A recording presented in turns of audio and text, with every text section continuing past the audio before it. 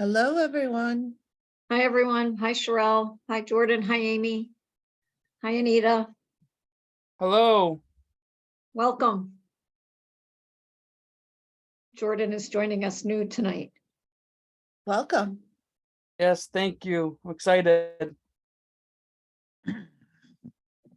Amy, I need you to get open. My coworker was just barking at me. He needs canine camp. Yeah, barking at you. I like that. Yeah. It's like, it's time for dinner. Yes, we're anxiously awaiting too. We just actually got some business cards for what we currently can offer. So we can give those out, and we actually got over 700 licensed dogs in the town. So we are going to do a letter to each one of them and asking for their input. So we had to get some return address labels. So we decided to add some business cards along with it. I love it. That is so exciting. Good work.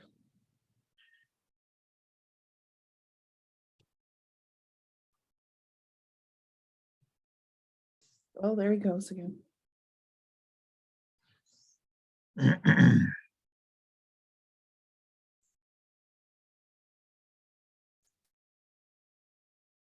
Should we start with introductions, or we go a couple of minutes? Might want to give it another minute, Yeah. Octavio.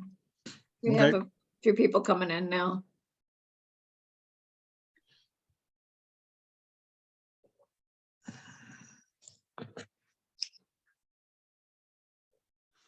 Hi, Lauren, Imani. Hi, Hi. I'm good. How are you doing? Good. How are you? I'm well. It was a busy day today, but I'm well. I think because it was a little bit sunny. Hi, Matt. Right. Hey, how are you? Good.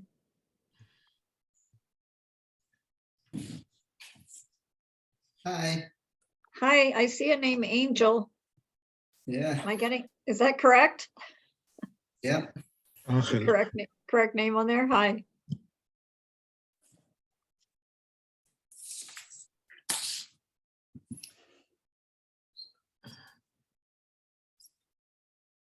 Hi, Kimberly. Kimberly and Kimberly Chappelle and Kimberly Falcon. Hi.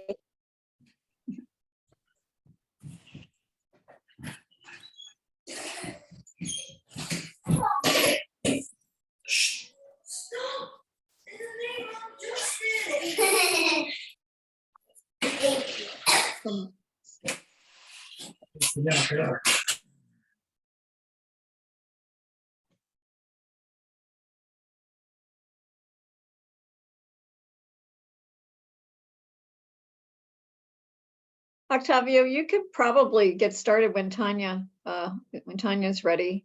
If you're ready, Tanya? Okay. Yes, I'm ready. Are you All ready, right, well- Augustine? Okay. Good evening, everybody, and welcome. As we have a couple of new people tonight, I would like to ask again everybody to introduce themselves with your name, the name of your business if you already have one. We're going to ask you if you already have a sale, and if you did, for how much was it? All right, so let's see. Let's start with Amy Hayes. That's the first one I see in my screen. Hi, my name is Amy, and my business partner is here with me, Lauren. We're opening up Charlie's Canine Camp, which will offer training, daycare, boarding. What else? I don't know. Hopefully everything under the sun. We have not had a sale yet, as we plan to open in late of 24. All right, thank you very much, Amy. Next, I have Sugat. Hey, I'm borrowing someone's computer, so the name is different, but Okay. my name is Matt, and my business is going to be called The Palace on the Corner, which is going to be a coffee shop cafe / sober bar. And we are not open yet, so no sales. Very good. How about Ángel Pomaquiza? Tienes que unmute your microphone. Ángel, ¿me escuchas? Tienes tu micrófono está en mute.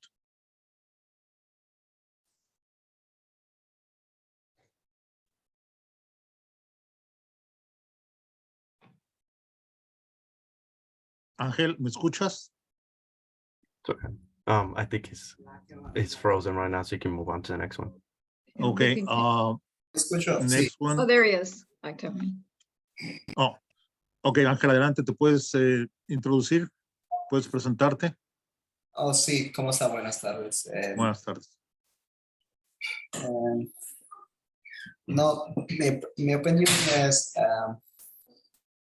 bueno, yo primera vez, una sola vez me participé, pero no estoy por aquí cerca, estoy trabajando en participar. Bueno,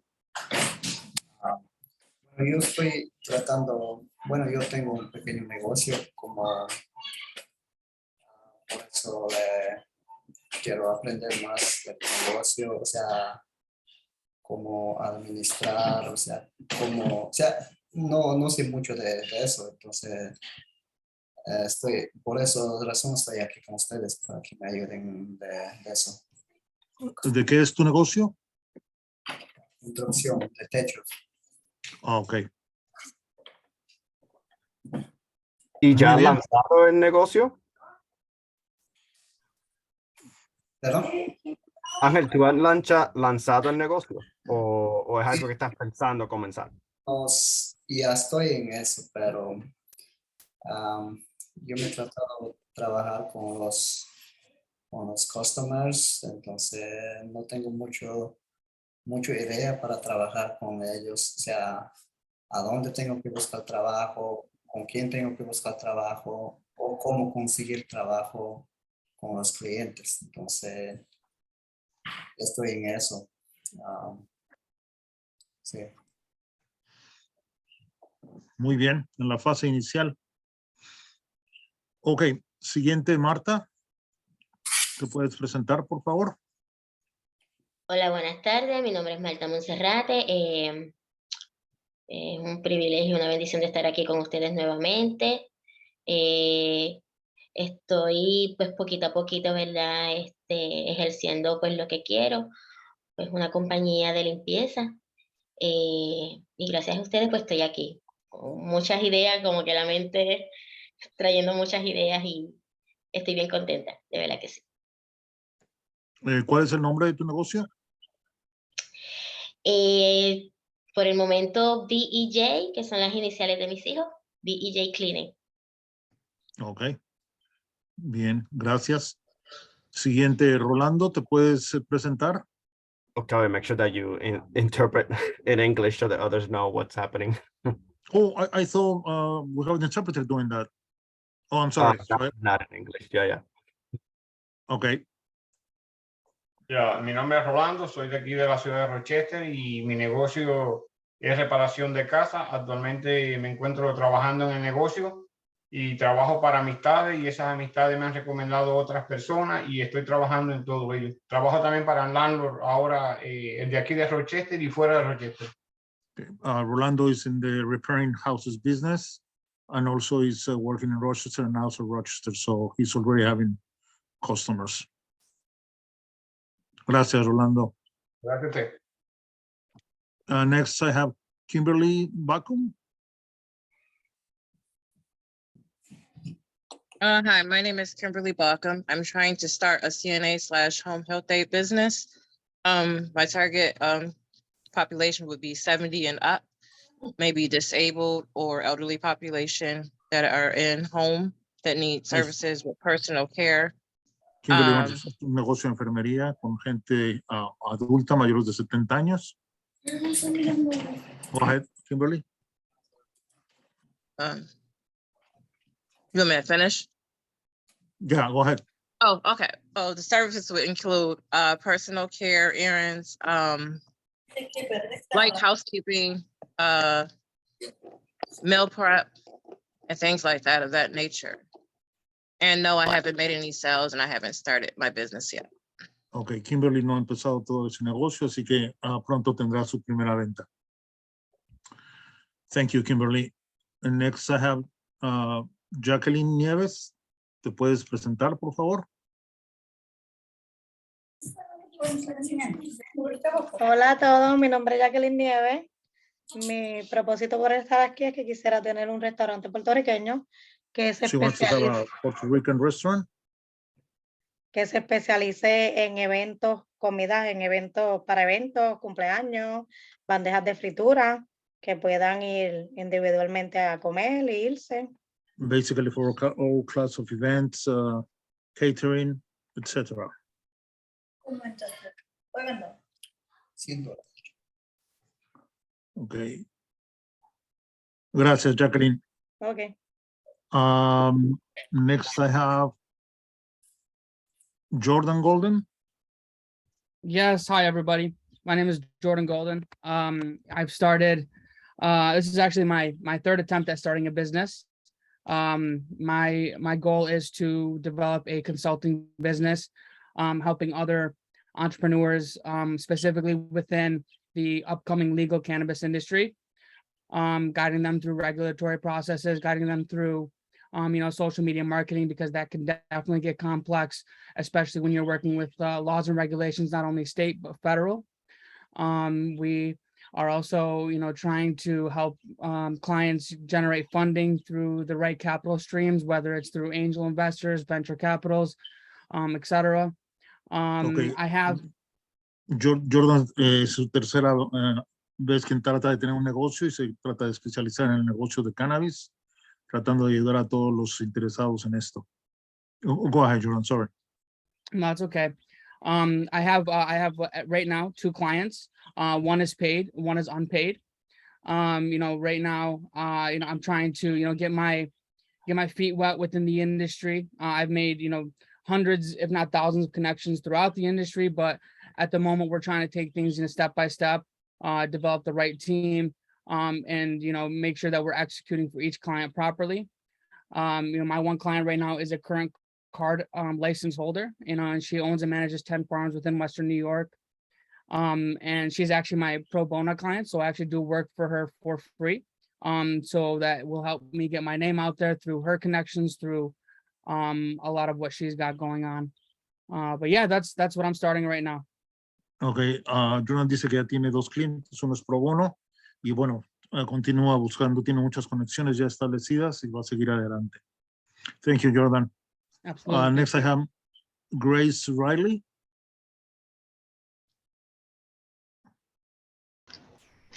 Can you hear me? Yes.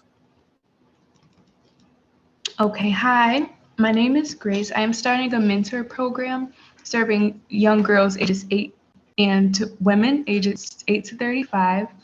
And that will be based on one-on-one and group mentorship in the areas of healthy relationships, domestic violence, pre-planned pregnancy, and education. Tiene establecido un negocio para ser mentor de personas. Sí, adelante. Sorry, Grace, go ahead. Are you done? Okay, thank you.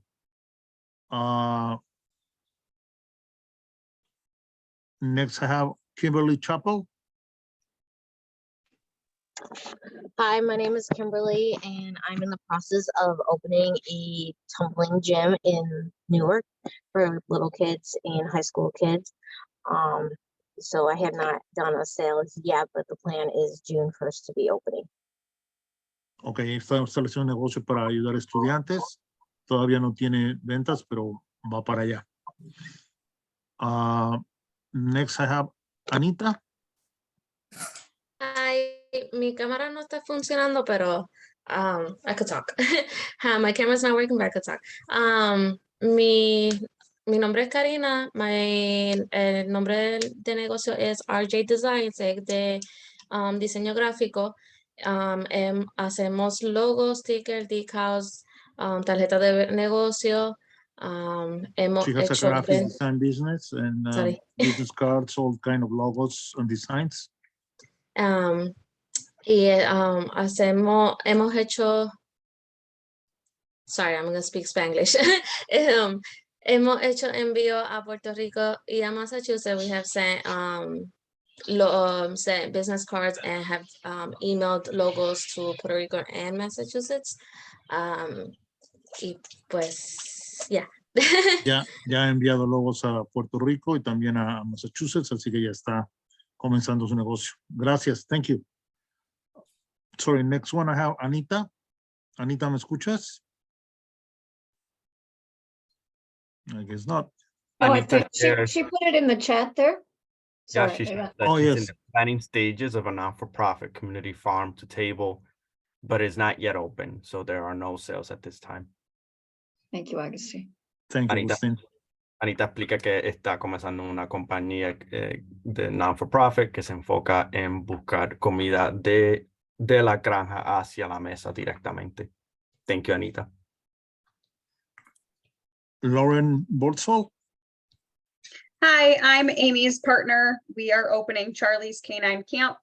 We will be offering grooming, daycare, boarding, and training, and we have not opened, so we have not made a sale yet. Okay, Lauren explica que es el partner con, ya nos explicaron lo que va a ser K9, que es un entrenamiento para perros. Thank you, Lauren. Next I have Imani.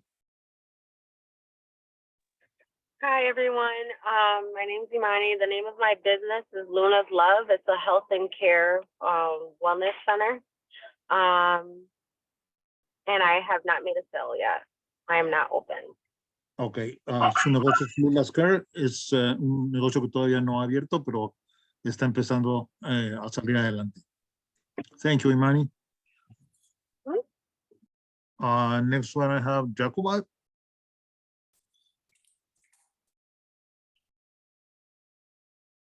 Also in the chat there. Jacoby writes that he plans to find a non-for-profit farm and a CSA that will provide fresher, healthier foods to families and individuals experiencing food insecurities. They're not yet open. It is in the ideation stage. Jacoby explica que también quiere lanzar un non-for-profit que se enfoca también en comida de granja, pero en particular intentando de traer los productos a gente con necesidades. Thank you, Jacoby. Gracias, Jacoby. María Cartagena es la siguiente.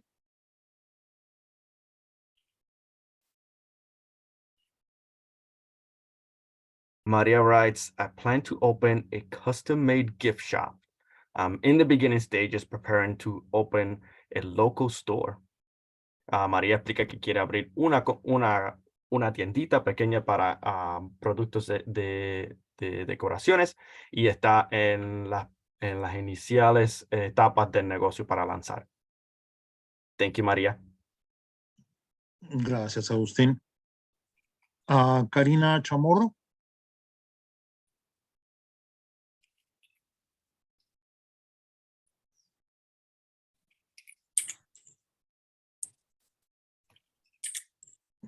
Karina, ¿me escuchas? Sí.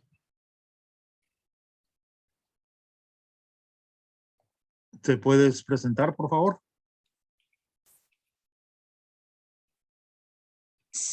Yo fui la de graphic design. Oh, okay. Sorry. No preocupe. I think we have everybody now. Agustín, creo que ya tenemos todos.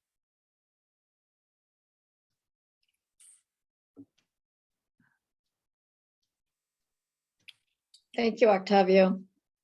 Thank you. Thanks, everybody. I wanted to share this with you guys before we move into our separate rooms, what we're doing. So just so you know, why do we keep introducing ourselves each and every time? We know each other already. The point really is that we're trying to create a muscle in your memory as you are presenting what you do, what problem you're solving, that you do it more clearly each and every time. And the more you practice out loud with a bunch of strangers, the easier it's going to be for you to be able to say it out loud when someone asks you, hey, what do you do? So one of the things that we've been doing is, as you guys talk aloud the different stages of your business, or if you've made a sale, or if you, or who your ideal customer is, or if you have a name, the whole point is that we're actually typing this information as we go along, because then this will be able to let everyone know, hey, this is who I am. This is who I'm committing to my business to be. This is where I'm at in my stage. This is where I'm going next, right? There's this assertiveness that will come as you plant that vision, not just for yourself, but for those around you who are going to support you. Para aplicar un poquito en español, lo que estaba refiriendo es que cada vez que nos introducimos una vez al otro, es que nos ayuda a escucharnos a nosotros mismos cada vez que vamos a hablar qué es lo que hacemos, que es una forma que estás practicando de cómo decirlo claramente.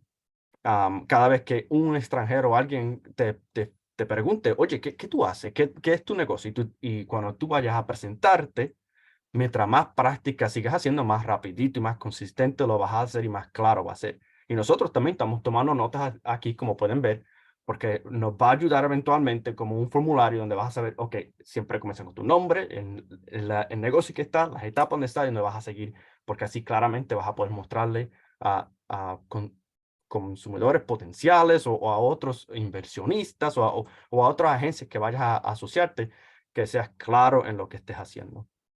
Okay. Ahora voy a pasarlo a Tanya. Tanya, if you can go ahead and introduce our speaker for today.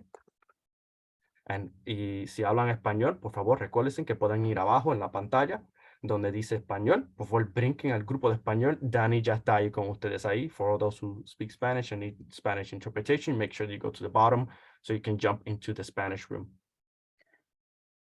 I was just going to say that. Thank you. Good evening. I want to introduce Katie. Katie is a highly skilled licensed insurance agent here in the Finger Lakes. She started her career with Allstate in 1999 and became the agency owner in July of 2021. Before that, she worked with the previous owners who worked in the agency in the insurance industry for decades.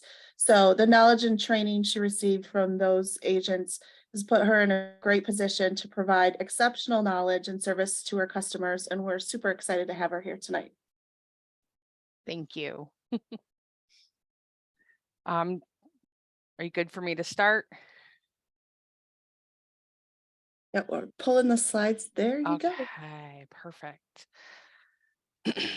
As you guys know, I'm here to talk about business insurance, and Tanya did a great job introducing me. So I'll give you just a really brief background.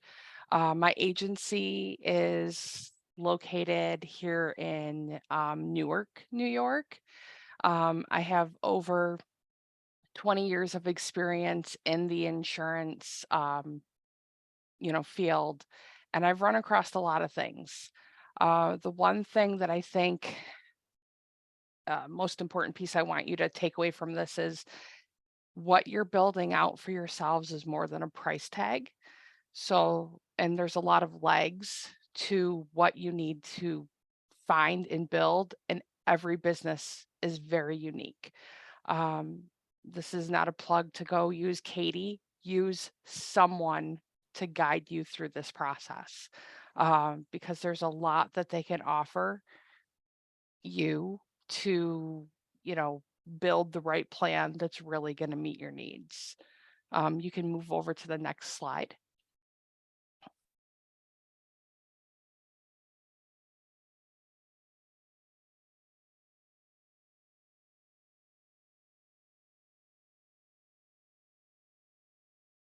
And I'm just catching up in my notes here. All right, so the first one here, I really want to start with this, and it seems kind of backwards sometimes because people always go, well, why do you know how my business is set up? You're setting up my insurance. Knowing what your business entity is going to be, whether you're a sole proprietor, a partnership, an LLC, a corporation is really fundamentally the piece that I need to know, or an insurance agent needs to know, to build out the proper insurance policy for you. So as an example, if you formed an LLC, it is a separate legal entity from you as an individual. And as you build that out, the reason you've done that is so that you're not personally liable for the debts and obligations of your LLC. But it also means that when you sign your lease is in your LLC, or maybe your equipment is purchased under your LLC loan, right? So your insurance needs to layer in that LLC as the name of the named insured versus you as a sole proprietor. So that's why having what your business entity is going to be is really important.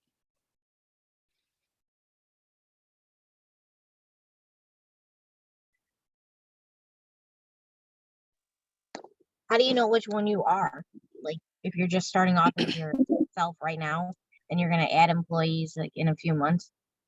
So if you're starting off as yourself, right, you're a sole proprietor to start with, but when you go and you reverse into, say, changing into an LLC, you're going to have to change up a lot of stuff because things are going to be mixed. And it is a great question to ask an attorney about, because they're going to be able to give you the ins and outs of how the legal repercussions of having that mixed entities could personally impact you. Not on the side of legal advice, but my attorney, when I set up my business, told me that, like, you want to keep your personal life and whatnot separate. I believe they're going to have an attorney as your guest speaker on Thursday. So you can get into specifics with them, but it is a really important piece to ask on how to, properly set that piece up. And as you're in your business planning stages, it's something that can be done sooner than later.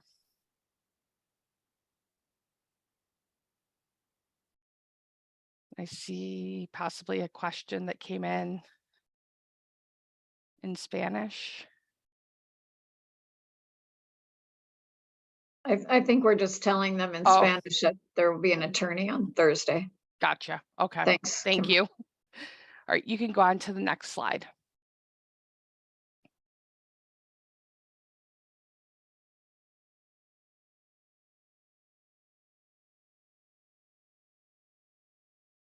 All right, in general, you want to know what is business insurance. Business insurance is a way for business to protect itself from unexpected events that can cause either damage to property or financial loss. Just like how we wear seatbelts in cars, right? We wear them as a safety net to protect ourselves from unforeseen risk. Running a business comes with a lot of risk in general. Even if a business owner is careful and follows all the rules, accidents can still happen. For a customer, they might slip and fall. You could have a fire in the building that you rent for your restaurant or your business, or an employee might get hurt on the job. So business insurance encompasses all those types of risk and protects you from financial damage as a business owner. You can move to the next slide.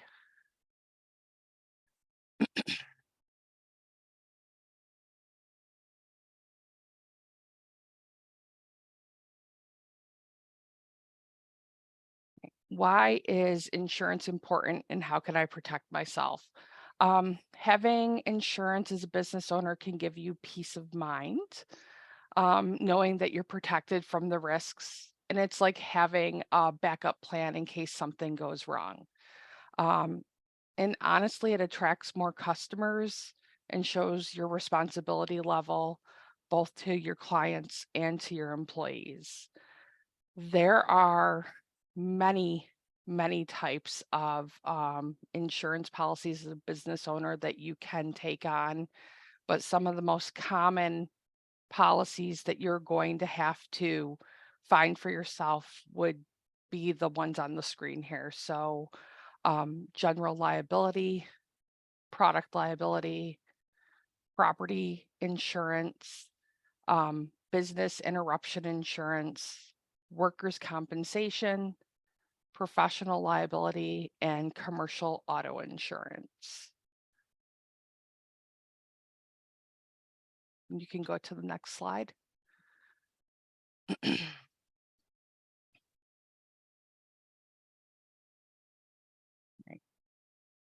General liability insurance is probably the most common and overarching policy that all of us typically need to take.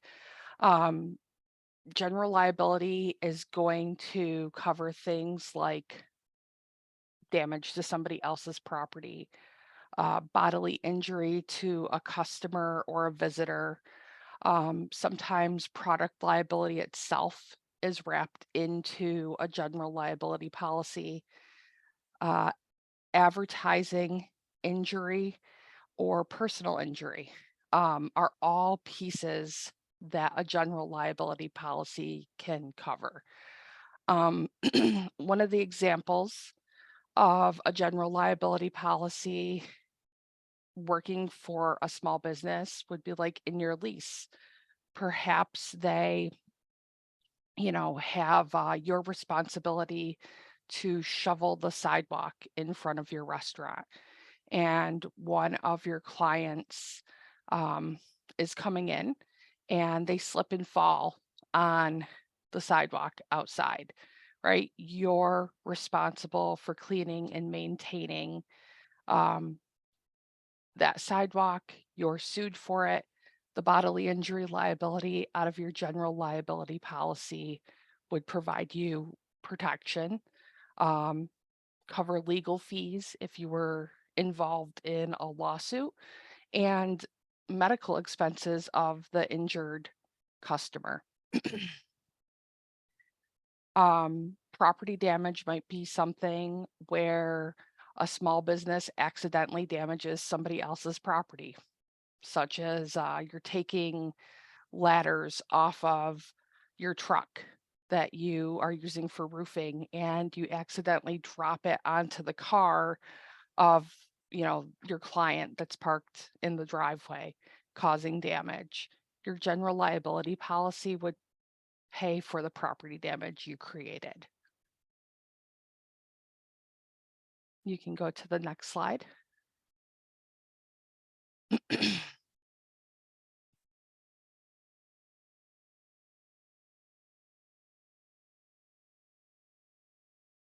I wanted to specifically break out product liability. While there are layers that are typically built into a general liability policy, some businesses may want to take a specific and separate product liability policy. Businesses that maybe work with like a machine shop owner who is machining parts that would go into, anything from an airplane to a small piece of equipment.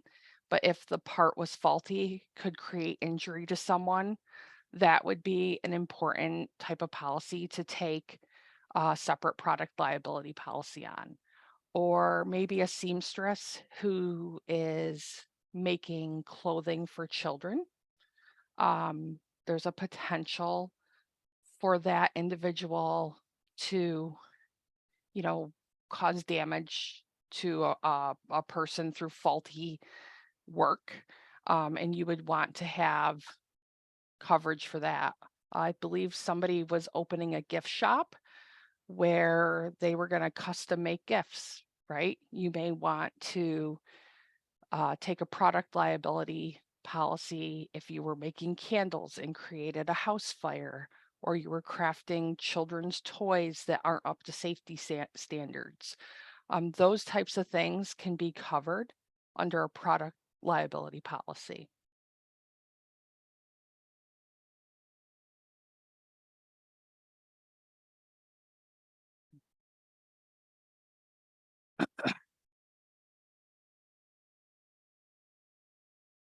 Property insurance is another piece that's essential to small business owners, and it provides coverage for physical assets of a business, including the building, the equipment, the inventory, the furniture. So while I was listening to you guys give little descriptions of your businesses, some of the folks that popped out to me are people who were looking farm to table or the nonprofit CSA. I believe Angel was doing roofing. Marta was maintenance. So you may have equipment that you need to bring from your job site or use in your business that can be expensive. And you want to have a policy that's going to cover that stuff if it's stolen, if it's damaged in an accident while you're transporting it. That is what property insurance can do for your business personal property, not just the building. So in the world of business insurance, remember that property insurance is more than a structure. It's also what belongs to you, your contents of your business. You have 15 computers and desks that you have to have in your office space, or perhaps all your tables and chairs and ovens and refrigeration in your restaurant. That is going to be part of the property insurance that you need to carry. These types of policies can also include equipment breakdown in there. It can include a small form of business interruption. So a lot of times that can be built in. It can include a layer of coverage for water backup, but you might want to buy a separate policy for floods. I can think of a story of a business owner who had a gym down in Penn Yan, and they had major flooding several years back, and he lost all of his equipment. And he wasn't able to recuperate from it because there was no insurance in place for it. So it's those layers of coverage that you may want to consider adding in to your policy beyond just that basic general liability. Can I ask a question? Yeah, go ahead. So as far as insurance goes, when you go to, for instance, for your car, when you go to an insurance agent to give you a quote, would you say that if you were going to get quotes for different companies to get business insurance, that would I go like with an itemized thing of maybe everything I have and take their suggestions on what insurance, which policy I would need? Or is that something that I should figure out first before getting the quote? I would take their suggestion on it because they're honestly going to know more than you to start with. Okay. Even when I did my own, business, it was things that, well, I know it, you just don't think about it until you're sitting there building your own plan out with everything. So okay, being, having their expertise to guide you and answering their questions that they need, they're just building out what it is. You can say yes or no. You could say, I don't want to do all that coverage. I just want to do the general liability portion. That's all I need for right now. But okay, you can't make an educated choice until you're presented with it. okay, thank you. You're welcome.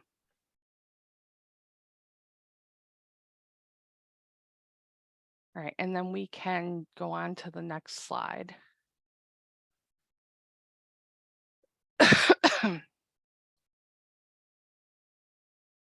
I wanted to break out business interruption insurance because I think this is one of those important ones that get overlooked too often.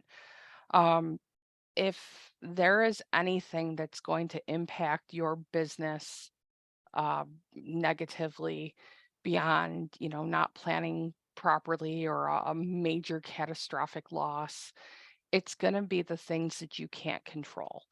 And business interruption coverage allows you to have a source of income if something shuts your business down that has nothing to do with you. You could have a major weather event come through, like a hurricane or flooding or tornadoes, or power outages, or literally civil unrest or cyber attacks. But you have the option to buy coverage that's going to make sure that you can still pay your bills at the end of the day and pay yourself. Because if you can't open your doors because of something that's beyond, like, I had a fire at my building, you still need to be able to figure out how, to survive. And I think a lot of failure in business happens because of those unexpected things. And I think COVID was a good example of that, right? A lot of businesses could not sustain because they didn't have an option to go for the business interruption coverage. They had negated that out of their contracts, and that really hurt people. And we can go to the next slide.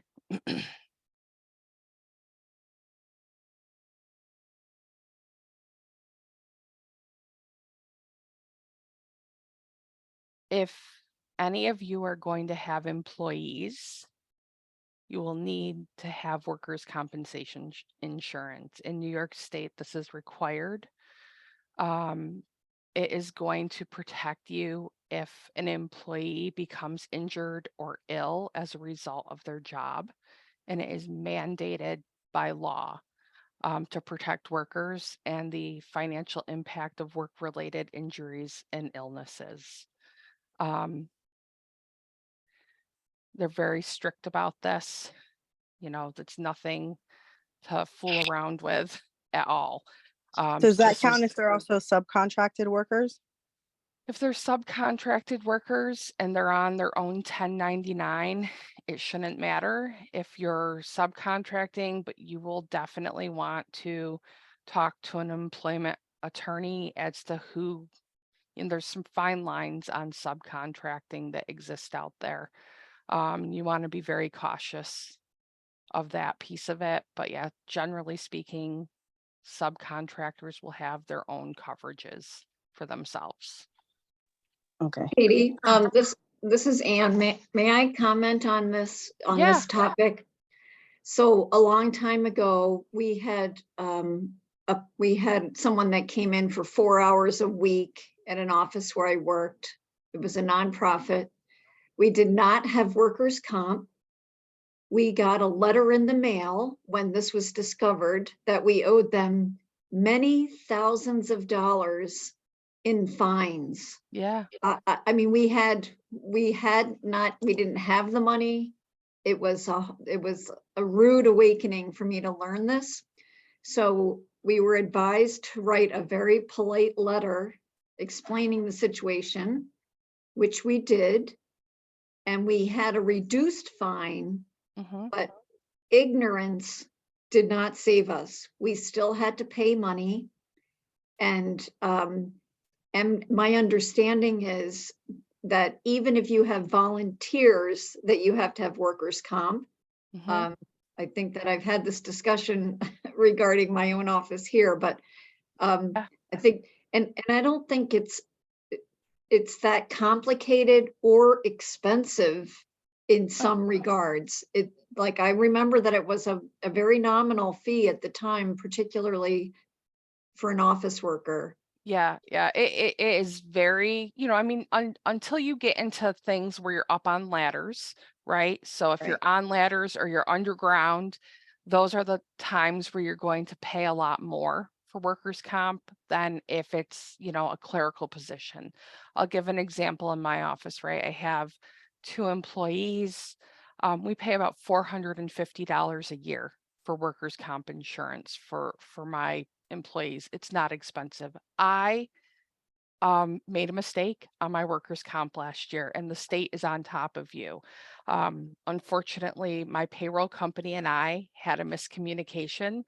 I'm not going to lie, I didn't want to have to deal with the audits and all the other pieces because I deal with them for my customer. So I was like, you know what? I pay paychecks a lot of money. They can deal with it and do it. I don't care. They can handle my workers' compensation and my disability. Well, they put my disability in place, but they did not put the workers' comp in. And I thought they did it. And I canceled my workers' comp coverage that I had written myself because I was like, I'm not dealing with this. And I got a letter like you did um, from New York State. And New York State was not happy with me. I too wrote a nice letter. Um, Fortunately, it was not a very long lapse, but my fine was as much as a year's policy. So I paid $500 of a fine. Oh, wow. Yeah, to because I Yeah, had a couple week lapse out of just being an idiot. Um, you yeah, know, it's good that they have checks and balances, but it is no joke. They will thank they will you. come after you on this. Um, so that's my lecture to you. That is one that you never want to mess around with. We can head on over to the next slide. Can I ask a question as well? Oh yeah, go ahead. Awesome. So does this also apply to, say, hiring somebody on Upwork.com or having a virtual assistant? Um, I know that's a common thing, especially with e-commerce nowadays, but they're not necessarily within, sometimes they can even be out of country. So I just kind of wanted to see what your thought was on that. My thought on anything that has to do with any form of an employment practice is to talk to somebody who specializes in employment practices, to be honest with you. I think that one of the downsides of, at least from what I've personally experienced, is there's a lot of legs to subcontracting or hiring anyone out of state or out of the country, that somebody who is a specialist in that type of thing is going to be able to give you much more accurate information. Okay. So just to be Okay. clear, you're saying talk to an employment attorney, not the person that you get the insurance through on which you need before getting insurance, right? Yeah, I think a lot of Okay. times that, especially with regards to any type of hiring practice or somebody that is outside of your community, you know what I mean, or out of our state that we're in, you want a professional to advise you on what you particularly need to do for that person and for yourself. Right. Do you know if there's any like specific amount of hours that applies to that? So say if you only hire an employee for, say, 8 hours a month, does that apply to needing insurance? Yeah, New York State will want you to have workers' compensation for any employee, and sometimes volunteers, and sometimes a what's called a ghost policy for yourself. So there are a lot of legs to what you may need in regards to workers' compensation. Okay. Okay, Thank you. you're welcome.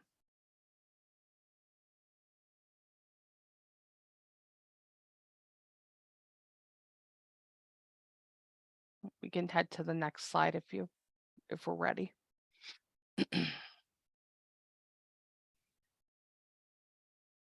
Professional liability insurance is going to be something that we'll see in people who sometimes are in licensed positions.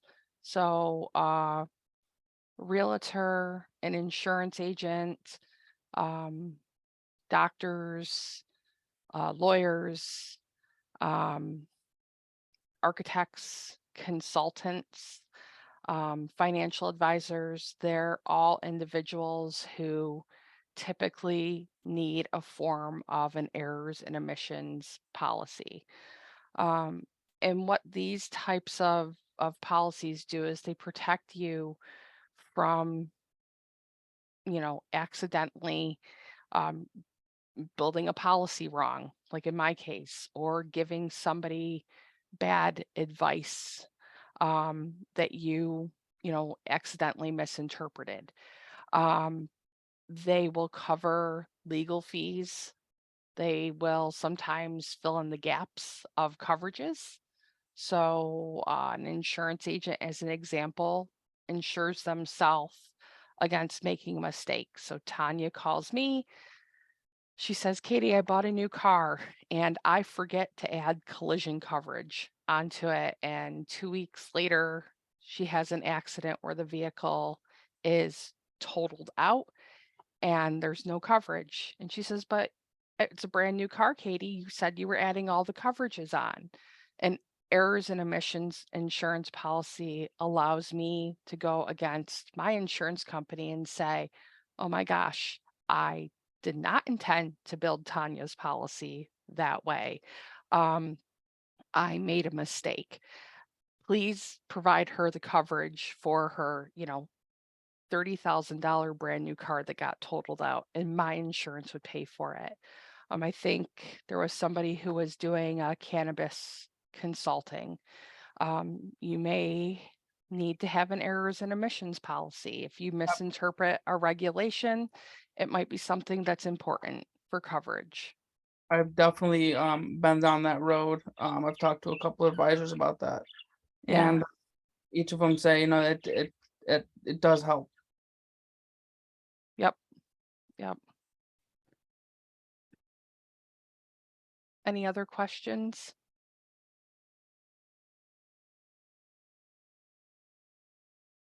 We can head to the next slide.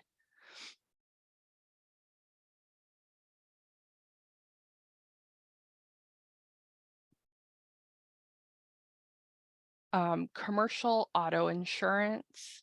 Any of you that is going to be using a vehicle with the use of their business is likely to need a commercial auto policy.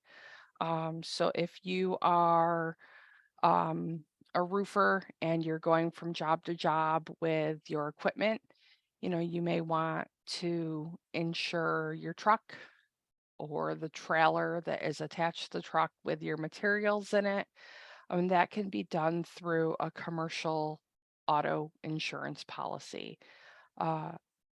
Businesses that are restaurants, you may need to provide coverage because you're gonna have your employees, deliver food. Something like that. You may need to have coverage for blanketing their vehicles and their protection while they're driving their own car, but it can be put under a commercial auto policy that you've purchased. These types of policies obviously protect the vehicle itself, but also the liability associated with injury that happens while you're driving the business vehicle or an employee is driving for your business, like delivering, food or whatnot. Are there any questions on commercial auto policies? I have a question. Sure. So what if like you're picking up food from a farm to bring to your restaurant? Would that require a commercial auto policy? No, not typically. So if you're going, it would be like grocery shopping, right? I am using my vehicle to, run to grab something for the restaurant, but you're not driving or delivering with it, there is some crossover on your personal policy, but that is best to double check with your agent just to make sure that the format of your personal policy is okay with it. I know that our products that we sell are, but I always advise to just double check with who you have your coverage with to make sure that they are completely okay with that. But typically that shouldn't be an issue at all. Okay. Katie, we have a question from Augustine, who doesn't want to speak over our interpreter. What is your perspective of multiple policies? Is it advisable to have general liability and a professional policy, for example, or is that what you're saying, is you start with the basic general policy and then layer into it what you think pertains to your particular business? Yeah, I'm saying you start with the general policy and then you layer in what pertains to your business. And sometimes you might find that, maybe Progressive is a great place for your commercial auto policy, and Travelers or Utica Mutual is a great place for, your general liability, and you have a fourth carrier for your errors and omissions. It's not necessarily like your personal lines, right? Where everything's under one roof and there's bundling discounts that come into play. I think with commercial insurance, a lot of times it's about what can they offer me for coverages more than that bundle, because the way the policies function, depending on the business, is going to greatly vary, company to company, and you want the proper layers of protection in place. So you start with the general and let the agent build it out for you from there. Okay. And then there's also a question from Jacoby in the chat that said, would he need to have both property insurance and homeowners insurance if he plans to live on site? It depends. Well, there's home-based business policies, and depending on what his business is, and I can't remember what Jacoby. It's a CSA. Okay. So you want to look and make sure is your homeowner's insurance comfortable with a farm? Will you have people who are on your property? Will they properly cover your equipment that you need to use? Are you using tractors? Would your homeowners properly cover that, or would you need to branch out into a policy that actually gives you proper coverage for the equipment that you're using for your farm? So like a traditional home policy direct through Allstate, right?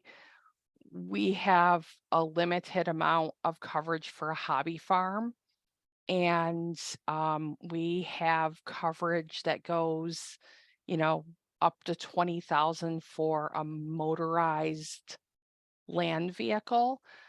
So if you had a tractor that was more than that, you would be in a predicament. It wouldn't be enough coverage to carry over to the equipment that you use for your farm that you're running. So you want to be careful with that piece of it.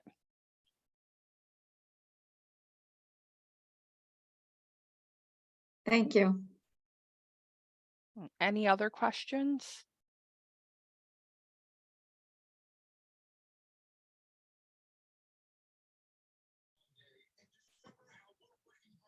Yeah, I think Matt is asking, my partner owns and lives on his farm. The commercial policy covers the fields and barns, and the homeowners covers the home portion.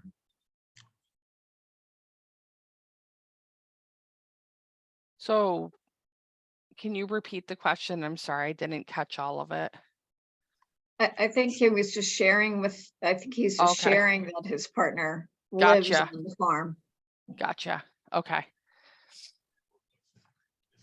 I had just kind of put a little blurb as to why to work with an agent here at the end. And I think one of the most important pieces is there is a lot of expertise and knowledge that an agent is going to bring to the picture for you. You're going to get, you know, a personalized built policy for yourself. And honestly, it's going to save you time. I think that as a whole, we're conditioned to, you know, thinking insurance is a lot about price, but the reality of it is about how it's going to protect you. If you don't set a policy up the right way, you know, you run the risk of setting your business up for failure if something goes wrong. That's the general gist of it, right? If you don't have coverage on your equipment, like all your computers, and you have a power surge that comes through, you know, do you have the extra money to go and buy 15 new computers? Or if you have a fire at a restaurant, you know, do you have the money to sustain relocating and buying new tables and refrigeration and everything else that you need to start over, or is it the end? You know, that is really why you want to take your time to set it up right. In general, with all of it, I think I had added one slide in, and is it in this mix of it, Tanya, or is it? I think it's possibly not in the mix. I'm not sure. Augustine, did you get the update that I sent you? No, this is not the updated one. That's okay. I can talk it through and you can send it out later. The one, I think, little piece that I wanted to mention, and I had forgot to put this into the slides to all of you, was one of the most important pieces that I think gets forgotten often, and I forgot to put it in my slides, was life insurance and disability insurance on you as the owner of the business. You are the person who is responsible for your family's income. So if something goes wrong with your health or you pass away, you know, your family's left potentially with debts, or the stakeholders in your business are left, you know, holding the bag on the rest of the debts as well. Not having something in place can really create a predicament for employees, you know, creditors, family members, etc. And the slide that I had set was basically, what does, you know, $50,000 of insurance look like, and what does $500,000 of insurance look like over a 10, a 20, or a 30-year period of time on a monthly basis. It is something for you to talk about. And it is exceptionally important, because if something goes wrong, it is a way that you will continue to provide for your family. And you don't have group benefits anymore, right? Your small business, you are going to potentially be paying for your own disability or life insurance or healthcare. There's no group coverages, you know, until you get to a bigger point where maybe you are providing that for everyone. So take a minute to make sure that you look into that piece for yourself, because I think you'll be surprised at how inexpensive it is to make sure that layer of protection is in place as well. And that wraps up kind of my slides. If anyone has questions, I'm more than happy to answer them. I have a question, Katie. Sure.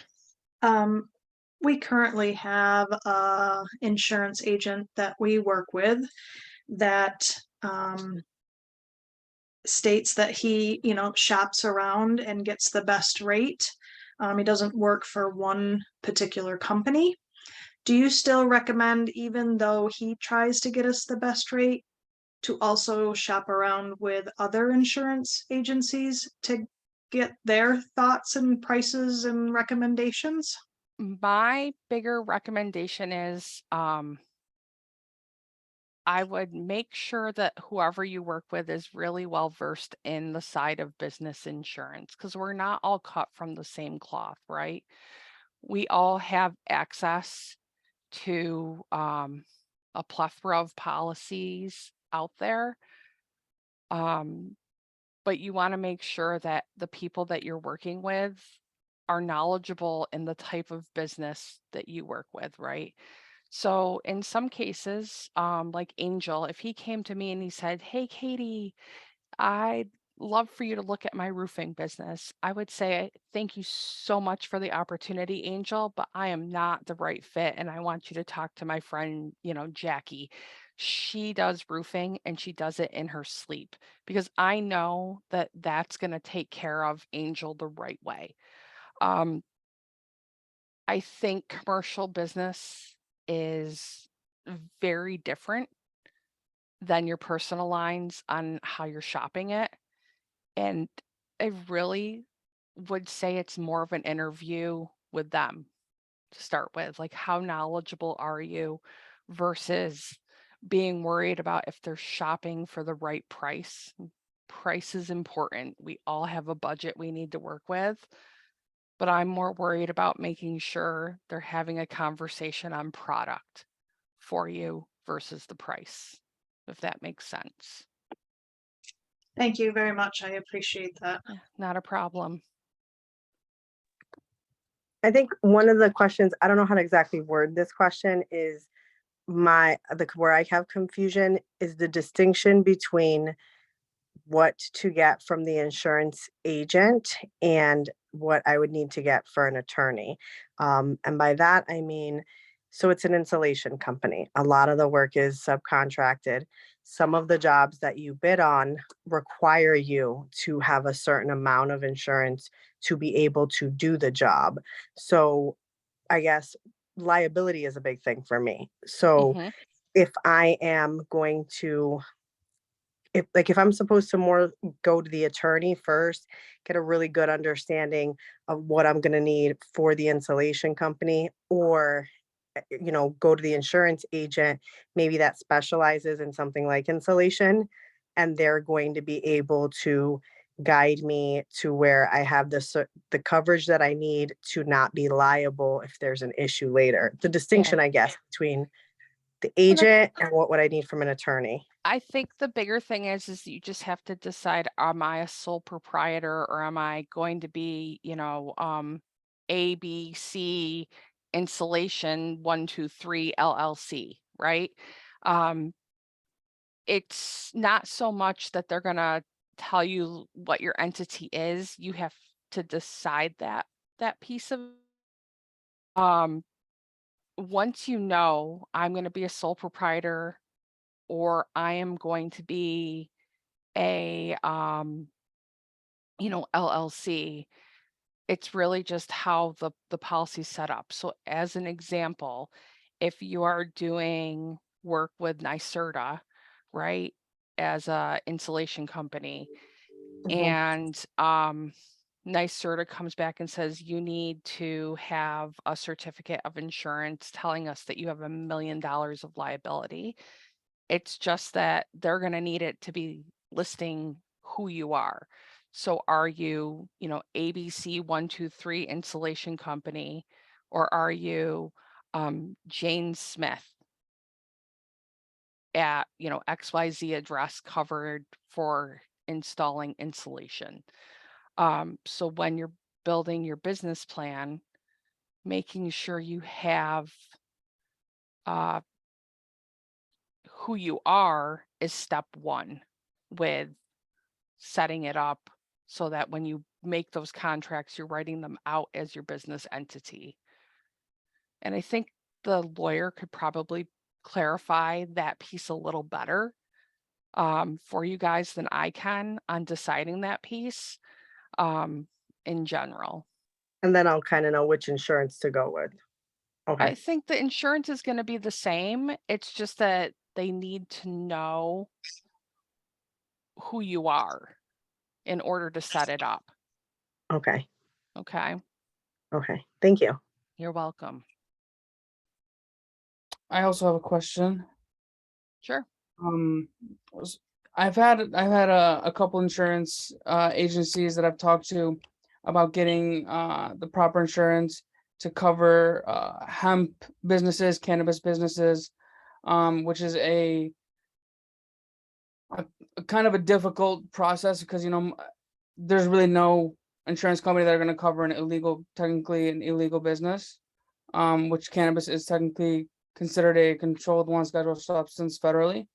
So it makes it difficult on that end of the spectrum. But I kind of was wondering what your opinions was on that. And if you've had any luck, differentiating between the hemp and the cannabis, being that, hemp is legal as of 2018. Yeah, I have not actually personally done any policies for hemp or cannabis businesses at this point in time.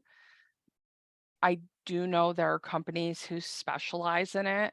Yes. I think what is difficult in New York State right now, unfortunately, is that there is some delay in the licensing being distributed.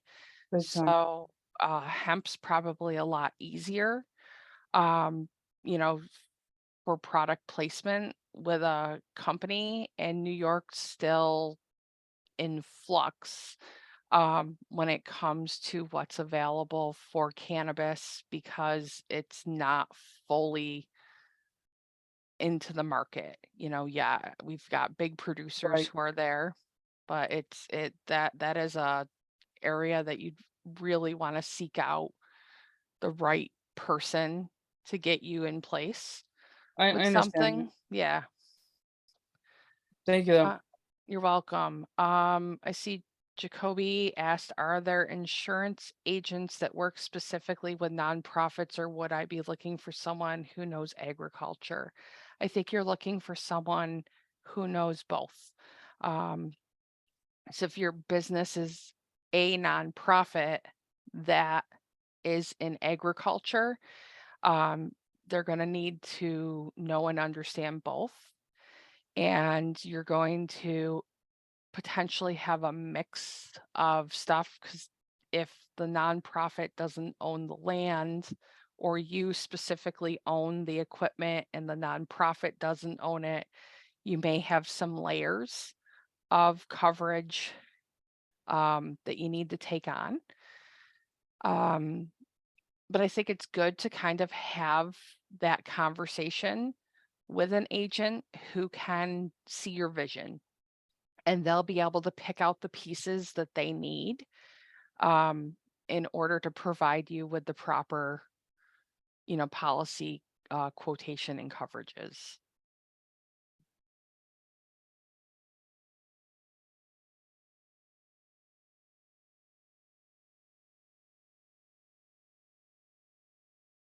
Any other questions?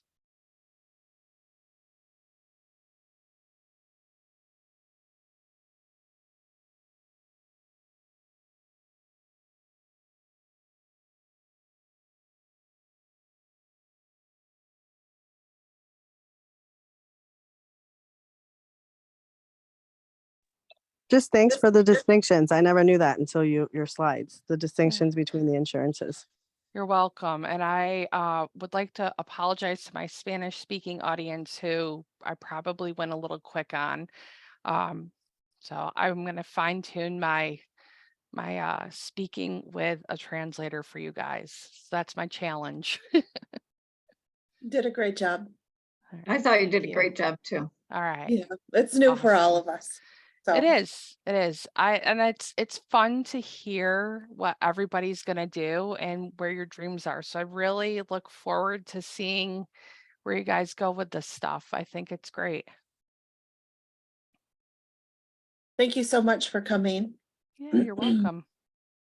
We are gonna take a quick 10-minute break. And then come back and don't forget to go to the top of the page and fill out the evaluation for our speaker. It helps us and planning for the future. And just make sure that you put in the name or the subject, and then it's just really a quick rating. It'll just take you a couple quick minutes. We'll come back at 7:11 and then get started on our workshop for key partnerships. Thanks again, Katie, and thanks, Tanya. Yeah, thank you, Katie. I'll see you soon.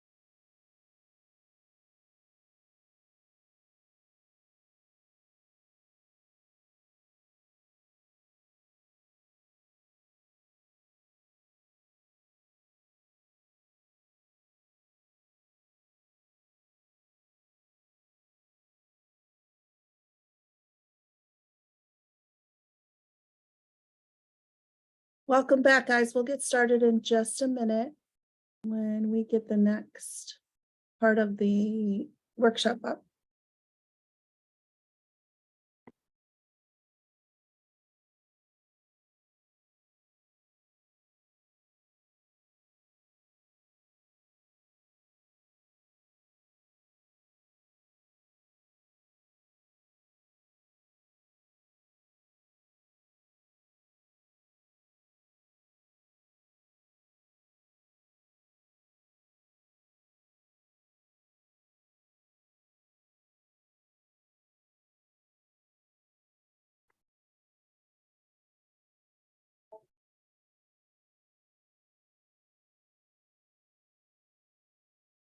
You need me to pull up from the ones you sent me earlier.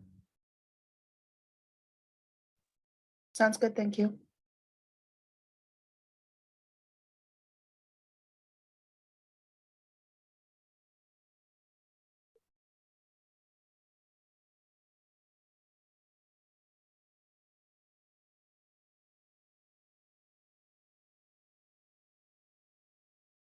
While you're waiting, you can fill out your evaluations. If you haven't already.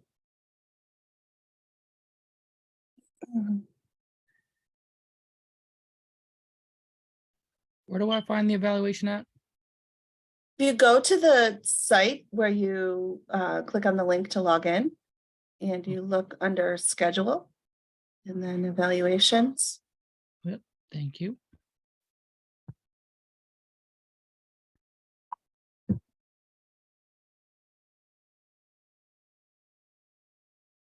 We're going to keep working through the business model canvas, talking about key partnerships.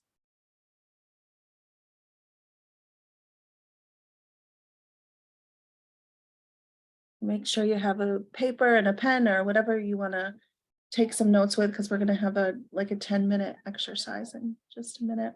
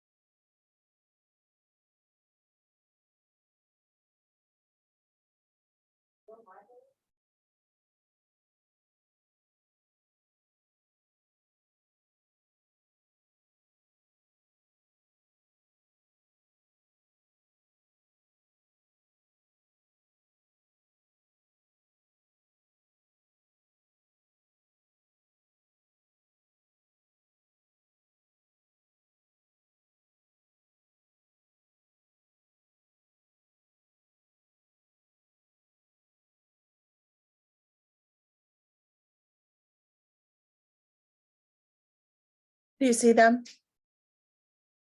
Okay.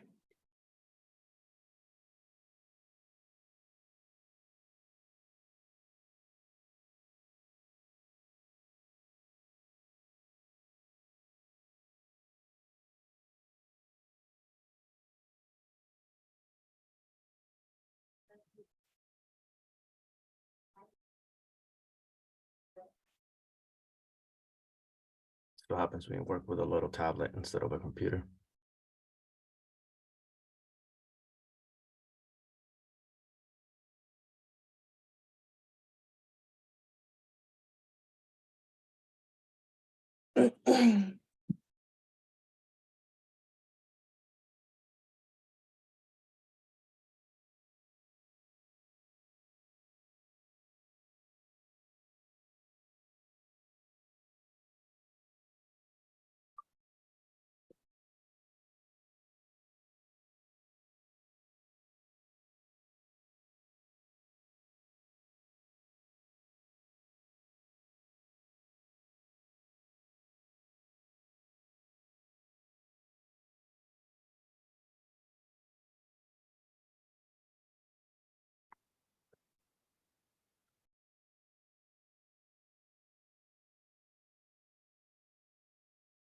Okay, thank you.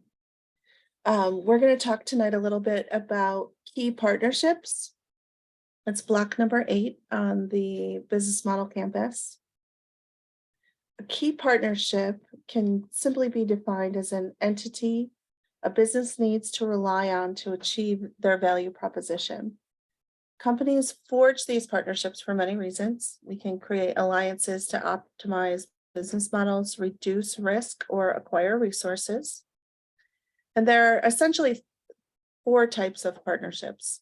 There's strategic alliances between non-competitors. So if you're for very simple terms, a donut shop next to a coffee shop, that's a great partnership between people who aren't competing. Or co-opetition, which is strategic partnerships between competitors. Simplest way I can think of that are in the Finger Lakes, if there was one winery, 50 people would come, but because there's 80 wineries, thousands of people come. So they've formed a strategic partnership to bring more people to the area. 3 are joint ventures to develop new business. You know, if a winery wants to work with a brewery and they want to create cider, it's just trying to think of an example. And then the 4th would be your buyer-supplier relationships to assure that you have reliable supplies for your business. So our first exercise is we're going to take a couple of minutes and think of who our key partners will be. You need people to help you write about the people who fill in the gaps and help you reflect your mission. We'll take a few minutes and write those down and talk about that. Does anybody have any questions before we start the exercise? Anne or Octavio or Augustine, anything you want to add before we start? I think those are really great examples of what you just described, who the key partners are. And I think a lot of times they just talk about who, you know, the buyer, supplier. Think about who your primary supplier for whatever you're going to need is going to be. And then we can start looking at like what a good cooperative relationship might be, or I like that coffee and donut combination, or even like, very commonly you'll see a Tops and a Wegmans across the street from each other because it's groceries. You know, we're all going out for groceries, and they'll be like, one's going to go out of business. So like, no, somebody's getting one and somebody's getting the other. I was just actually about to ask a question that pertains to that. Sure. You know, sometimes maybe like strategic alliances between competitors might be you know, helpful, because I think that's what, you know, works with me personally. Exactly. Yes. Even your competition can be a great partner.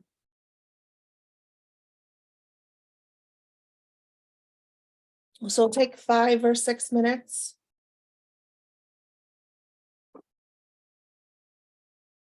Then start making a list and then come back, and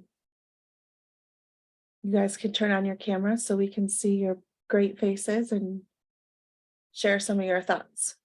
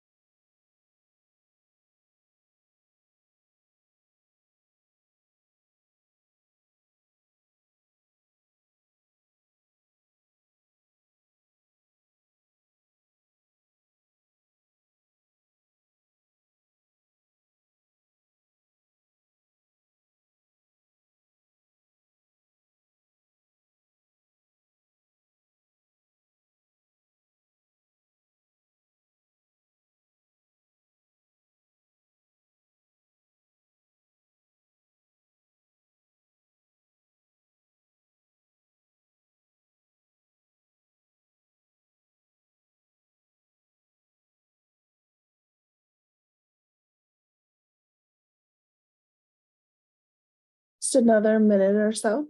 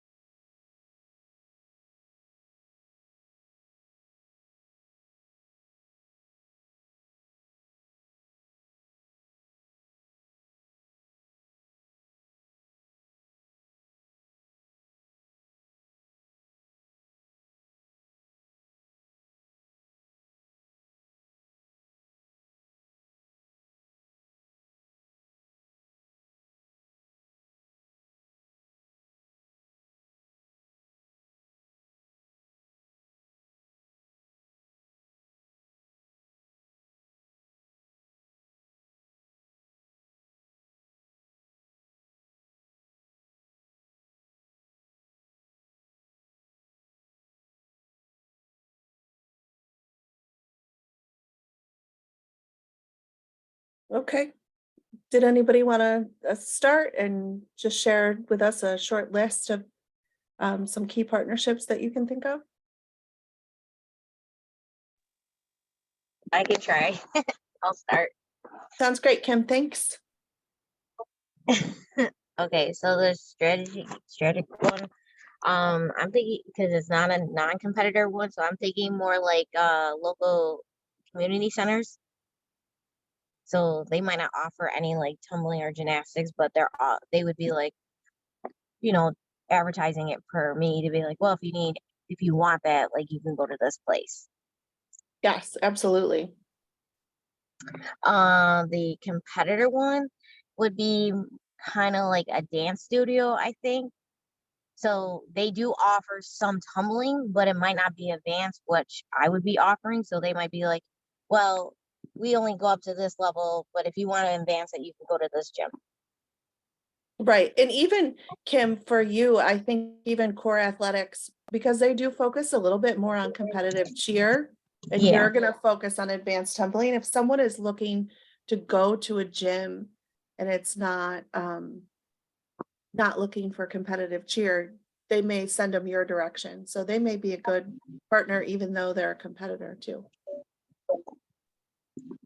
Also, Yeah. Kim, so that you know, only because I used to do a lot of marketing, some of the other gyms that don't offer what you offer, you can maybe partner up or do a networking thing where if they recommend you or come from that studio, you give them like, 10% off or some type of discount so that they'll always recommend the services they don't offer directly to you.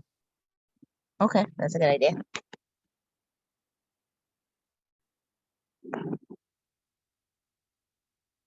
Anything else, Kim? So a joint one, I believe I think it would be like a chair shoes venue, like getting connection with them so that people don't have to travel far to go get them when I can get the supply there. A good one. And then the buyer one, I think it's just like having a connection with the equipment where I'm going to be purchasing from. Kimberly, just from interpretation purposes, can you repeat your 2 questions one more time? Okay, so the Number joint 3. venture, yeah, the joint venture, I was gonna be getting connections with like cheer shoes and like other supplies for local like community cheer Like programs. sneakers and athletic wear that you need for cheerleading. Yeah. And then for the buyer, having a good relationship with companies that make like the equipment for my gym.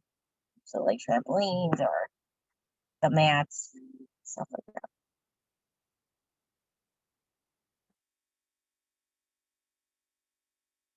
Thank you, Kim.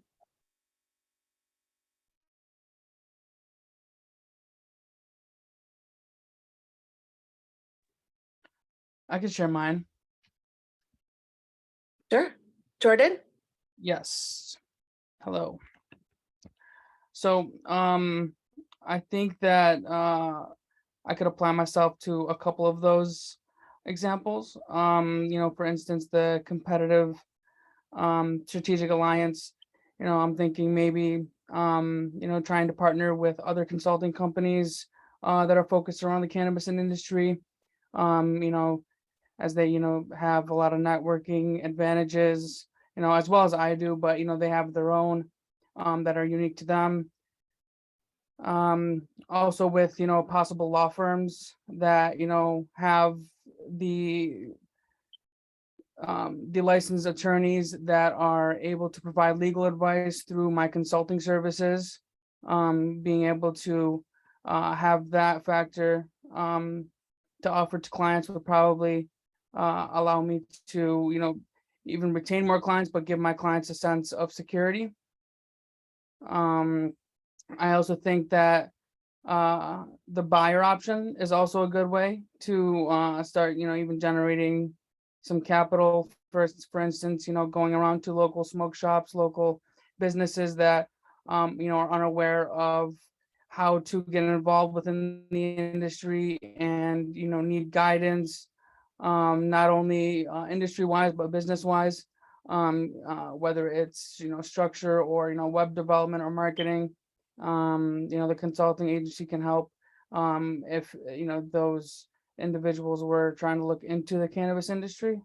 And even joint ventures could also apply. I feel in some of the minor cases, when say opening up an office and joining another or becoming partners with another consulting company. But yeah, that's what I have. Thank you for sharing.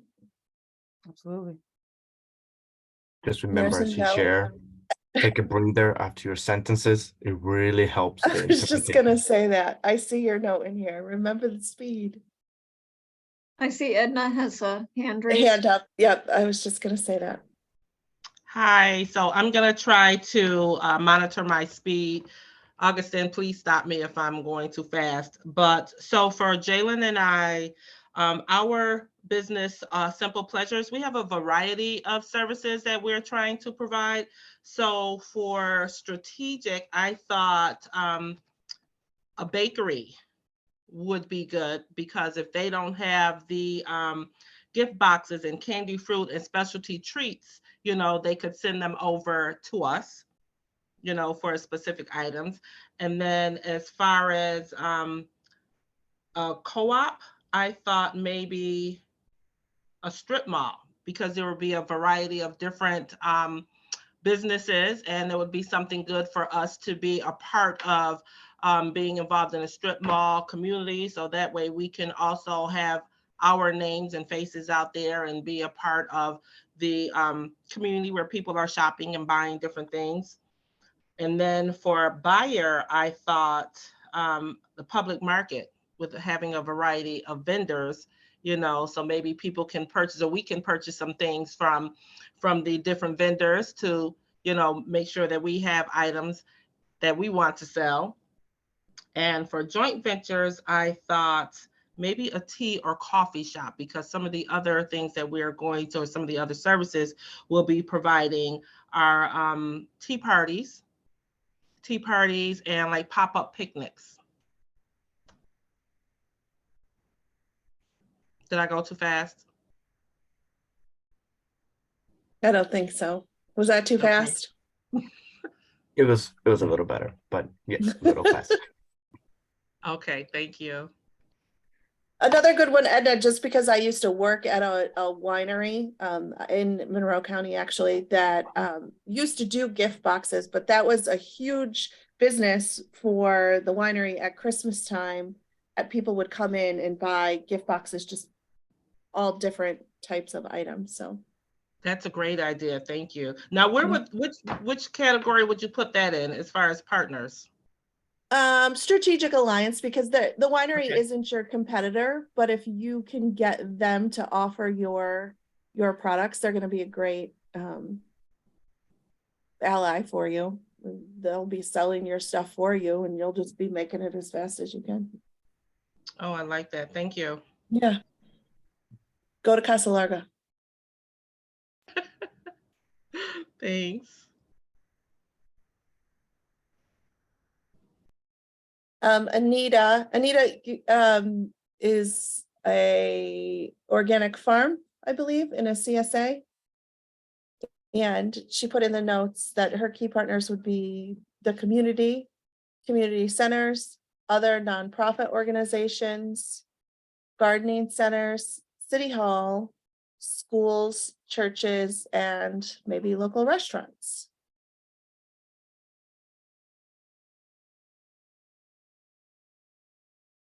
Matt, did I see you had your hand up? Oh, you do have your hand up. Yeah. If you guys are ready, I could share mine. Absolutely. So I said for the buyer supplier one, I would have two. My first one would be Locust Hill Farms and Greenhouses, which is my partner's farm that he runs. And they would help supply for farm to table fresh goods. And for my second one, I said Kex, which is a bulk food supplier, and they're local to me. And then for the Alliance one, I said Lights, which sells wholesale baked goods. It's right down the street from where I am. They're a bakery. So they have like cannolis and donuts, stuff like that. And then for the for the competition alliance, I said the coffee shop that I currently work at is called Downtown Grind. And I'm the cook there, and they don't offer lunch. They only offer breakfast. So I plan to offer both lunch and breakfast. So a lot of times people come in looking for lunch food, at the coffee shop that I'm at now, and we have to refer them somewhere else. So I was thinking we could refer them to me since I already know everyone who works there anyway. And It was built right in. right. And for the joint ventures, I couldn't come up with anything yet, but if anyone has suggestions, definitely open.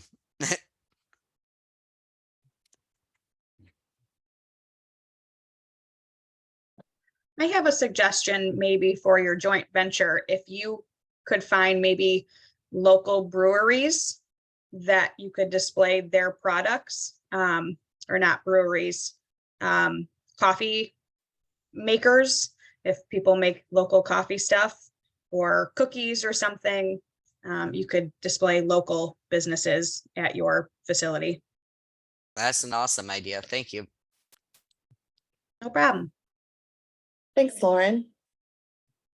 I would also add to what Lauren said is there's a little cookie called the Cookie Cottage in my town, excuse me, and they have it's this long wooden floor. You walk in and it's just way in the back, there's cookies, but along the wall, there's all kinds of small businesses represented, people that make t-shirts or just like they have a specialty little thing around there. So she sort of supports a bunch of entrepreneurs in her place. But I'm thinking of right now of Edna and Jay Lynn, who make these beautiful gift box things too, that might be similar to what you're suggesting, Matt, like having something like that in there. I mean, Yeah, those are all awesome ideas. And what Jacoby said in the chat too. Thank you.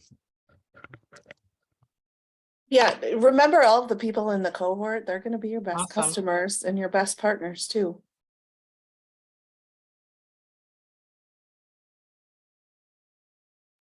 Jacoby, can you share that information in the chat if you don't mind, please? Thank you.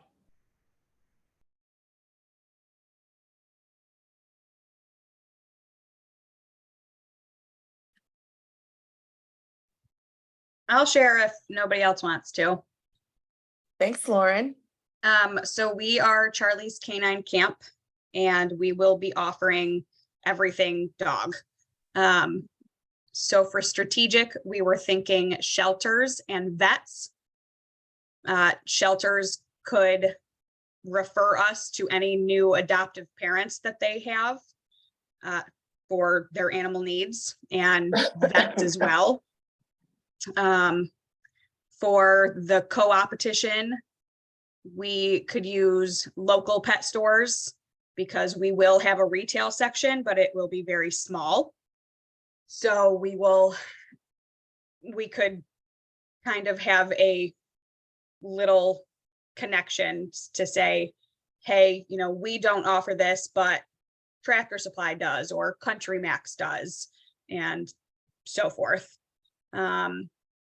We also have other facilities within like a 30-minute distance of us that we could be in a co-opetition with.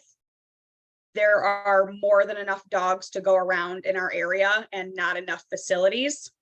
So we could absolutely say, you know, we are full this week, but go ahead and try with Phoebe's Canine Resort. Or other trainers that are also in the facility. We might not have availability in one of our training classes, but another trainer might. For joint ventures, we have local made pet products by other entrepreneurs that make certain things like leashes or collars or dog bowls, mugs, that type of stuff that we would like to have displayed on in our retail section. And for buyer supplier, we have certain pet product companies that we like, but we just aren't sure if we will be endorsing any yet in our retail section. So that's to be determined for now.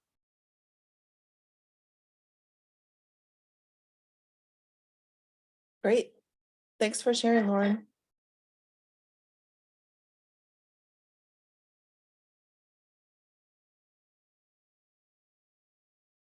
Anyone else? I'll give it a go. Oh, no, go ahead. Go ahead, Grace. Okay, so for the first one, I said foundations, also partnering with different colleges. I know some of the volunteers in like the education department or social work students may want to volunteer as mentors. Two, partnering with other mentor programs to host workshops. For the third one, so with the wellness component, partnering with a rec center or a sports center to introduce like tennis or soccer. And then four, I named food closet and food pantry. Bueno, para interpretar, Grace, give me the 4 things you just said in a few words so that I can help interpret with this. I'll be stepping in. Oh, and you're on mute right now. Yes. Okay. Starting. Yes. Yep. Just keywords of the 4 main partners. Okay. Yes. Partnering with foundations and volunteers from education colleges. For 2, partnership.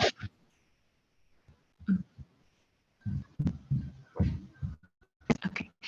And then 2, partnering with other mentor programs, workshops together. Número 2, asociándose con otros programas de mentores para hacer los cursos juntos.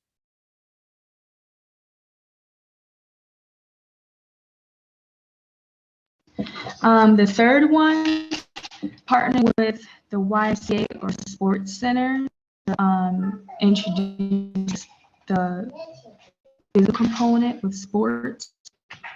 Que sobre el YMCA local o un gimnasio local donde podamos introducir programas juntos con el aspecto de ejercicio.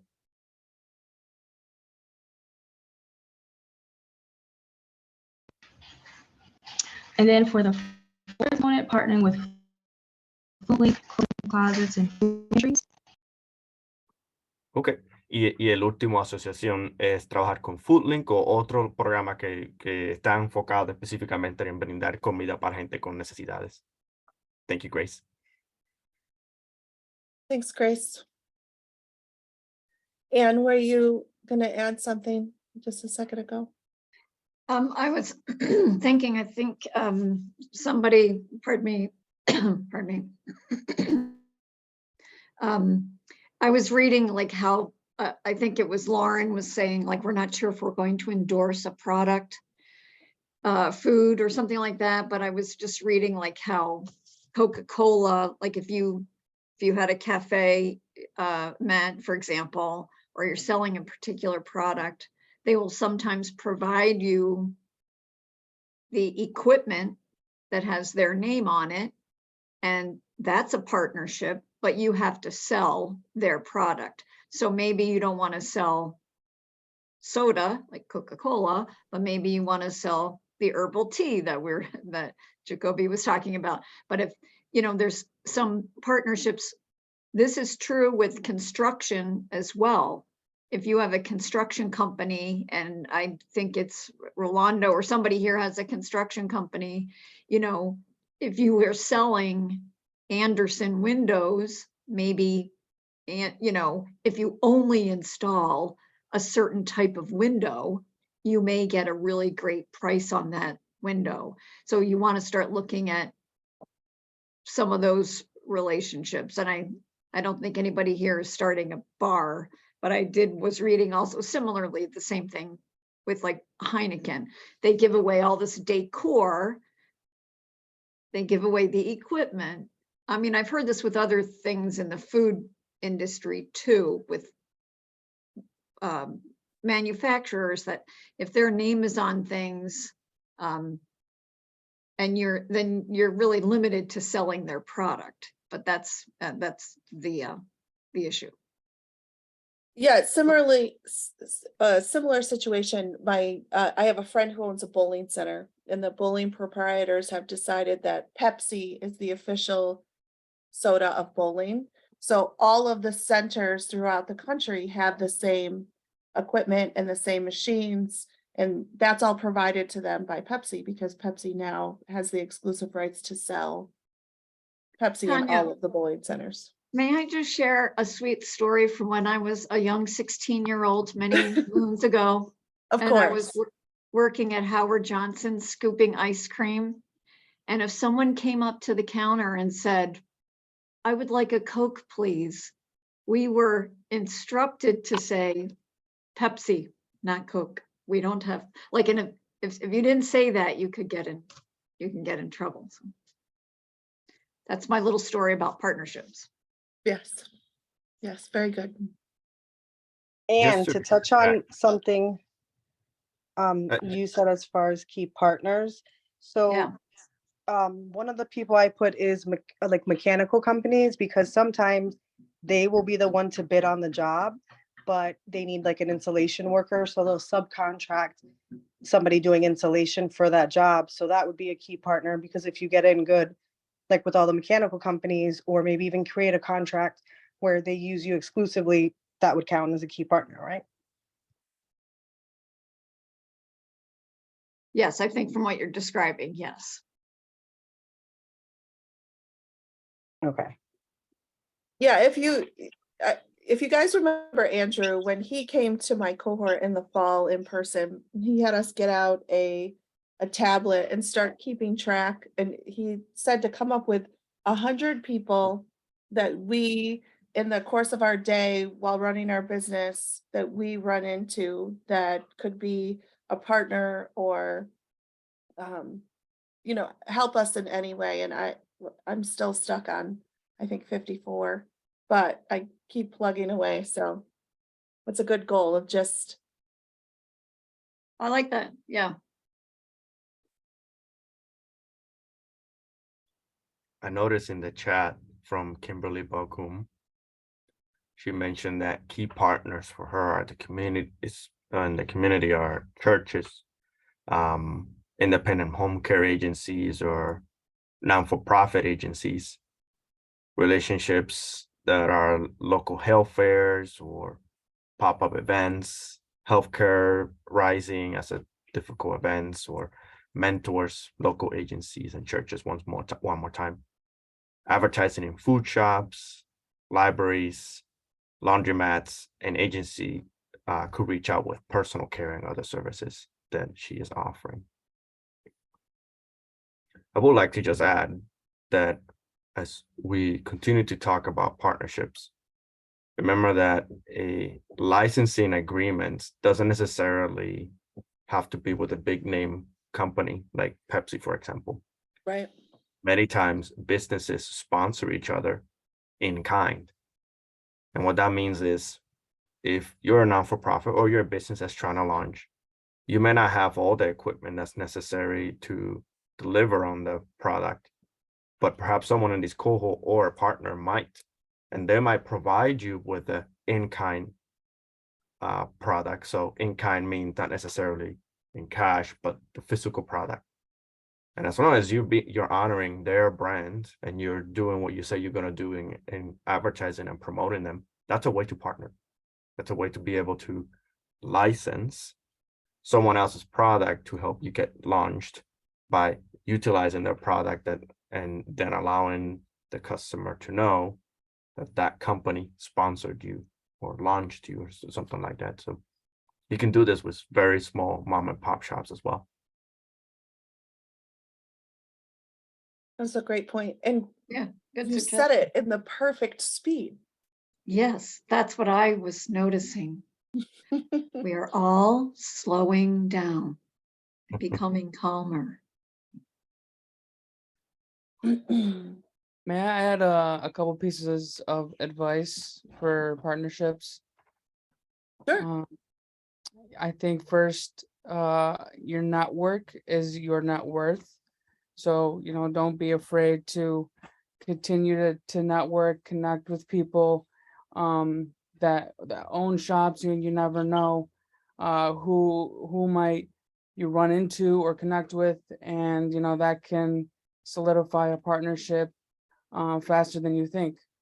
In addition, I'd also like to add that not every partnership you get into is going to be the right one. There are going to be mistakes. You're going to partner with people that it might fail, it might succeed, but you might want to try people that that doesn't apply to how your current partners are working in your workspace. I've been in that position myself before. I've gone through 2 failed partnerships and learned very, very important lessons and from each one of them. Thank you So for don't give sharing. up if it doesn't work.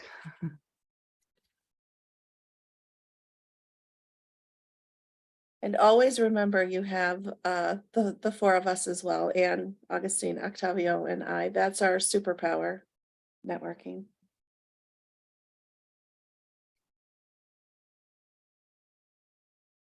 Anybody else want to add anything? I have one last thing for everyone I want to share. Augustine, can you pull this website up? I'm going to put it in the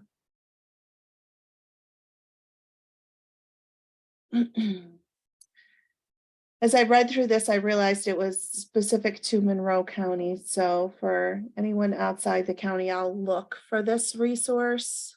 I know we have some Ontario County folks, some Wayne County. I think Matt, you're down in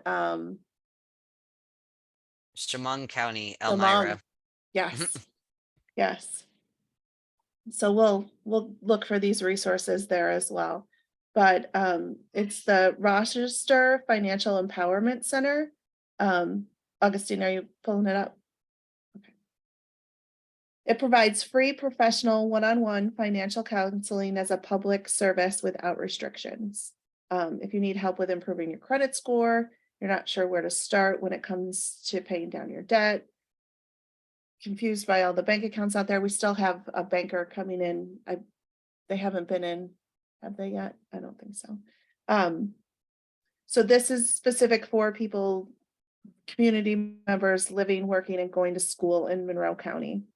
But if you look at the locations, one of the locations is actually with Ibero. So we'd love to have you join us there. If this is something that's of interest to you, we wanted to make sure that we shared it with you.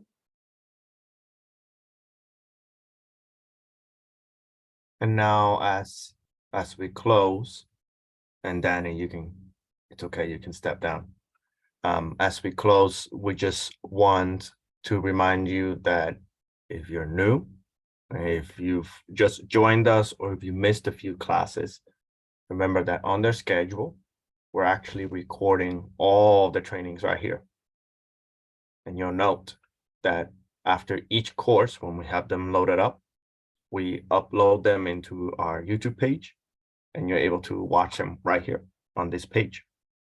Para notar si eres nuevo o si has perdido unas cuantas cursos en el pasado, recuerden que aquí mismo en la página que tenemos, siempre estamos grabando todos los cursos.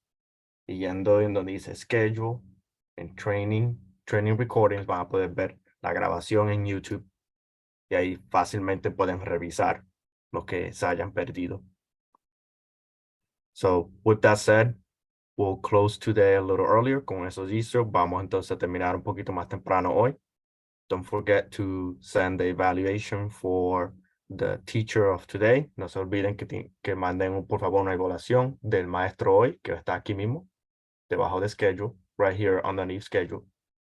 And also, if you're liking what you haven't seen so far, please rate us on Google. Si te gusta lo que está pasando hasta ahora, por favor, búscanos en Google y deja un comentario o déjanos un 5-star review. Please just leave us a review or a 5-star review if you think it merits it. Hay uno para Western New York y uno en el Finger Lakes. Okay. Have a good night, everybody. Next week we'll be talking with a lawyer. Buenas noches, y el día siguiente vamos a estar hablando con un abogado. This week, Thursday. Yeah. Oh, next week we actually will be having class. Right. Semana que viene no vamos a tener curso, vamos a tomar un break. La semana que viene, next week is actually Easter week. So our staff is going to be off. La semana que viene, que va a ser la semana de Pascua, vamos a estar fuera. So no vamos a tener cursos el martes y el jueves que viene. We're not going to have courses Tuesday and Thursday next week. What about this Thursday? Wait. Yes, this Thursday, yes. Este jueves, we're having a lawyer coming. Vamos a tener un abogado que viene. Rodríguez. Dígame. ¿Cómo puedo hablarte para dejarte saber que tuvimos una experiencia bien bonita con los Women Minority Convention, una conferencia? Oh, okay. So la pasamos súper bien. Is this a Minority Women Business Enterprise? Yes, sir. Okay. Yeah, I met a couple of students that we have on Ibero class. We see some people and we shared information. And we're in the same boat. So I feel like we know I'm the only in the same page. So awesome. Thank you for your help. And yeah, glad to see you again. Yeah. Estoy practicando mi inglés. Ahí estamos. We are usually in those forums. Típicamente nosotros participamos en esos MWBE forums. It just so happened that this one happened to land on a night that we had class. So we none of the staff was able to make it. Great experience. Thank you. Awesome. Yeah. There's I just want to share that because it really make me going in the good path. Beautiful. Thank you, guys. Have a great night.